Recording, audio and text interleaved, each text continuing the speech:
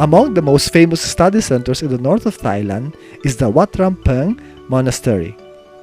Its magnificent library has editions in various languages of the Pra Trapidok, the collection of all of Buddha's teachings and precious ancient manuscripts in the Bali language, the sacred language of Buddhism, inscribed on long papyrus leaves.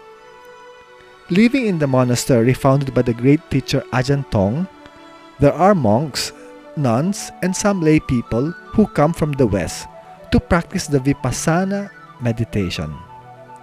Today, the life of the monastery stopped for a few hours, and everyone, monks, nuns, and lay people, gathered in the large meeting hall, eager to hear personally the story of the Christian woman they've heard so much about from the great teacher Ajahn Tong. เราไปในที่มืดถ้ามีผู้มาให้ประทีปส่องทางเราจะขอบคุณแก่บุคคลนั้นเราจะไม่ถือว่าผู้นั้นเป็นผู้หญิงหรือผู้ชายเด็กหรือผู้ใหญ่มาส่องทางมาตามดวงประทีป We are gathered here today to know the thought of Mother Chiara. When someone turns on a light in the dark, you don't ask who that person is. Chiara is here to give us the light she has found. Chiara shares with her attentive audience her discovery of evangelical love. These are the 4 ways of loving. Loving everyone, everyone, everyone. Now many times because of our human sentiments, we have likes and dislikes. Instead, no. We must love everyone, the pleasant and the unpleasant, those of our nation and those of other nations. Also, we must take the initiative in loving without waiting for the other person to do something kind for us or smile at us. We must be the first one to love. And then we must love as if we were that other person. Love others as ourselves. In order to love, we must be able to understand the other person. And if the other person is suffering, we should suffer with him or her. If the other is happy, we should be happy too. ทุกคนมุ่งที่จะสร้างสันติภาพด้วยกันแต่จุดที่ทุกคนมองก็คือสังคมของตัวเองอย่างชาวพุทธก็จะมองจะสร้างสันติภาพให้เกิดขึ้นในสังคมพุทธคริสต์บางท่านก็จะสร้างในสังคมของคริสต์ Many religions want to achieve harmony, but often they don't look beyond their own circle. Buddhists look at their own world and Christians at theirs. Instead, Chiara speaks not only of looking at the Christian environment and not only at Italy.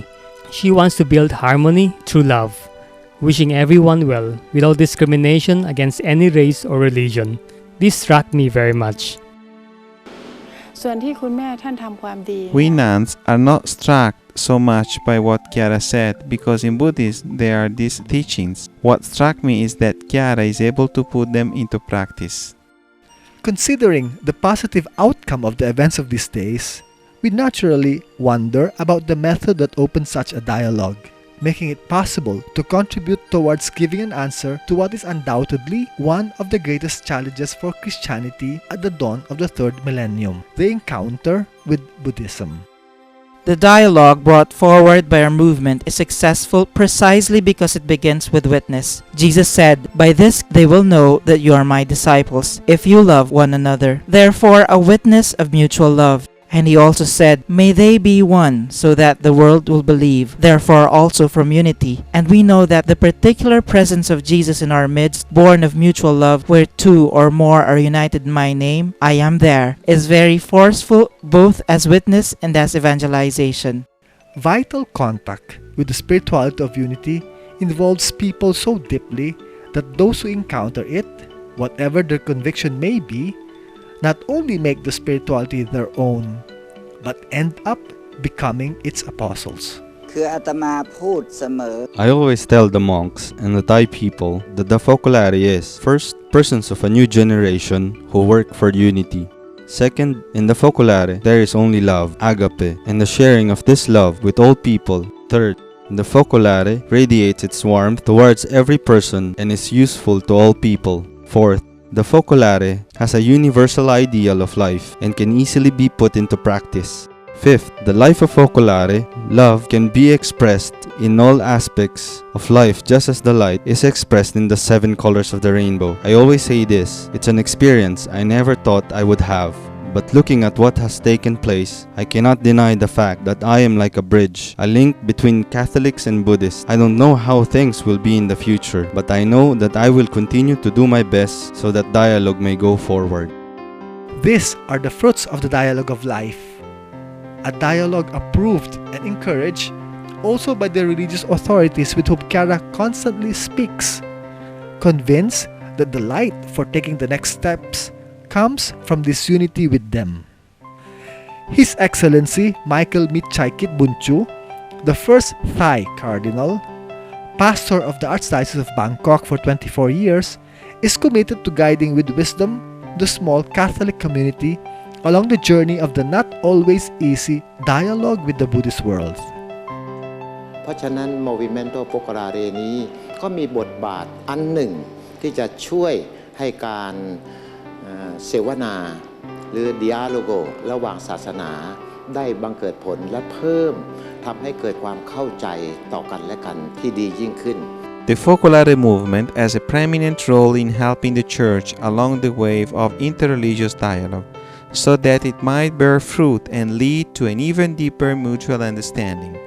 The Church in Thailand follows and encourages this movement in every step it takes, and is hopeful that it will be successful in making Christian life grow and in helping non-Christians to experience the love that Jesus has for the Thai people.